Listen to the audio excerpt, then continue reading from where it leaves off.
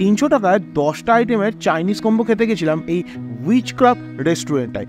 এটা lake gardens police স্টেশনের ঠিক অপোজিটে রয়েছে, মানে হন্ডোজের আগের যে দোকানটা ছিল সেই দোকানটাই এখন উইচক্রাফট রেস্টুরেন্ট। আমি 100 অ্যান্ড অ্যাবাভের ভিডিও দেখে এখানে খেতে গেছিলাম। খাবারের এক্সপিরিয়েন্সটা খুবই প্যাথেটিক। রাত তখন প্রায় 11:15 বাজে, আমি তখন ওখানে ঢুকেছিলাম। সারা রাতই রেস্টুরেন্টটা খোলা। ভিডিওটা দেখতে থাকুন, আমি আস্তে আস্তে আমার এক্সপিরিয়েন্সটা শেয়ার করছি। প্রথমে আসলো ভেজ মাঞ্চাও স্যুপ। খেতে অর্ডিনারি, খুব একটা বিশাল কিছু এক্সপেক্টও করছি না, বাট ঠিকঠাক মোটামুটি বল। আমি 100 অ্যান্ড অ্যাবাভের ভিডিও দেখে গেছিলাম, সেটা আপনাদের বলেছি। এই যে ওদের কম্বোটা 300 টাকায় 10টা আইটেমের, এইটা দিয়েই ওরা কাস্টমার টানছে, সেটা ভদ্রমহিলা ভিডিওতে বললেন, যিনি ওনার ছিলেন। কিন্তু বেসিক্যালি খাবারের কোয়ালিটি যদি এত খারাপ হয়, এর তো কাস্টমার ভেগে যাবে। আমি তো আর এখানে যাবই না কখন। কেন এখানে যাবো না সেটা একটু বলি।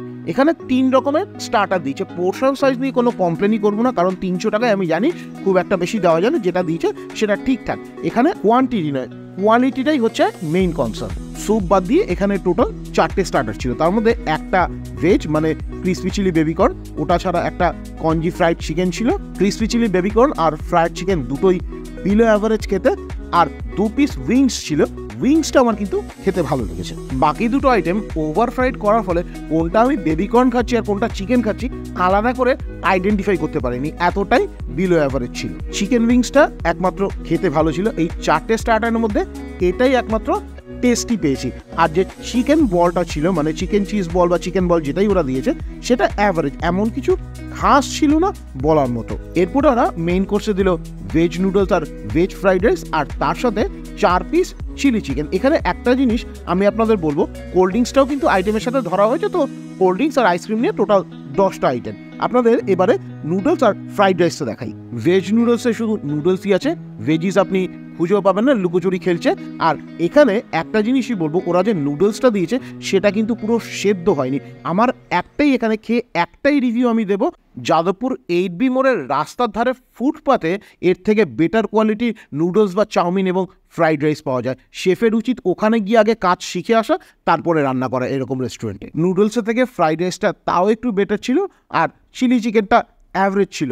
আমি ওই ভিডিওতে দেখলাম ওনার চ্যালেঞ্জ করছে, এইটুকু আগে যদি খেয়ে শেষ করতে পারে, তারপর কাস্টমার যে আইটেমটা যতটা চাইবে ততটাই উনি দেবেন, কিন্তু খাবার নষ্ট করা যাবে না। আসলে বোধহয় ওনার জানতেন যে ওনার এই কোয়ালিটির যে খাবার আছে সেটা পুরোটাকেও খেতে পারবে না, জিনিসটা এতটাই বাজে হয়। গল্প এখানেই শেষ নয়, আরও অনেক আছে। এরপরে তো আইসক্রিম আসা বাকি। দাঁড়ান, এখানে যারা সার্ভ করে তারা বোধহয় আগে বিয়েবাড়িতে ক্যাটারিং করতো। কত তাড়াতাড়ি সব কিছু দিয়ে কাজ শেষ করব। আমার মেইন কোর্স খাওয়া তখনও শেষ হয়নি, তার মধ্যে অলরেডি 2বার করে এই গলা আইসক্রিমটাই দিয়ে গেছে, আর এটা 3rd টাইম দিল। হতেই পারে তোমাদের কাছে আইসক্রিম নেই, তা বলে দাও আইসক্রিম নেই, তা বলে এই গলা জিনিসটা সার্ভ করবে, এটা তো হতে পারে না। এটা আইসক্রিম না শনি পুজোর সিন্নি বোঝা মুশকিল। একটু মুড়ি হলে বেশ ভালোই জমে যেত ব্যাপারটা। এটা খেতে খেতে ভাবছিলাম যে কিভাবে ভিডিওতে খিল্লি করবো এদের, আর আপনাদেরকে একটু সাবধান করব, যারা পয়সা নিয়ে দালালি করে ভুলভাবে অডিয়েন্সদের বোঝায় যে এইখানে যান বিশাল ভালো খাবার পাবেন, আর যারা রেস্টুরেন্ট ওনার তারা এইসব ব্লগারদের ভীষণ ভালোভাবে ট্রিট করে কাস্টমার টানার জন্য। পুরোটাই হয় স্ক্যাম। আমরা যাই খেতে যাই আর আমাদের কষ্টের পয়সা এইভাবেই জলাঞ্জলি হয়। Thank you for watching, tata.